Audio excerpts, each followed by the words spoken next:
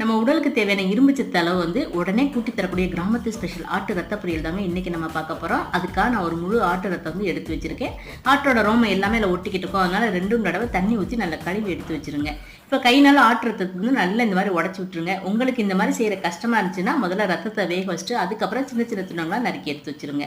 இப்போ ஒரு கடாயில் வந்து கொஞ்சம் தாராளமாகவே நல்லெண்ணெய் சேர்த்துங்க. இது கூட 1 டீஸ்பூன் கடுகு உளுந்தம் பருப்பு, 1/2 டீஸ்பூன் சோம்பு சேர்த்து 2 நல்லா பொரிஞ்ச உடனே பொடியா நறுக்கின சின்ன வெங்காயம், இல்லைன்னா பெரிய வெங்காயம், கொஞ்சமா உப்பு, காரத்துக்கு வந்து 4 பச்சை மிளகாய் நீளாப்புன்னு நறுக்கிறது, கொஞ்சமா கருவேப்பிலை எல்லாம் சேர்த்து நல்லா வதக்கி விடுங்க. இப்போ இது கூட 2 டீஸ்பூன் அளவுக்கு இஞ்சி பூண்டு பேஸ்ட் சேர்த்து அதையும் நல்லா வதக்கிடுங்க. இப்போ நல்லா கரைச்சி எடுத்து வச்சிருக்க அந்த ஆட்டு ரத்தம் அப்புறம் மஞ்சள் 1 டீஸ்பூன் சேர்த்து நல்ல மிதமான தீயில நல்லா வதக்கி விடுங்க.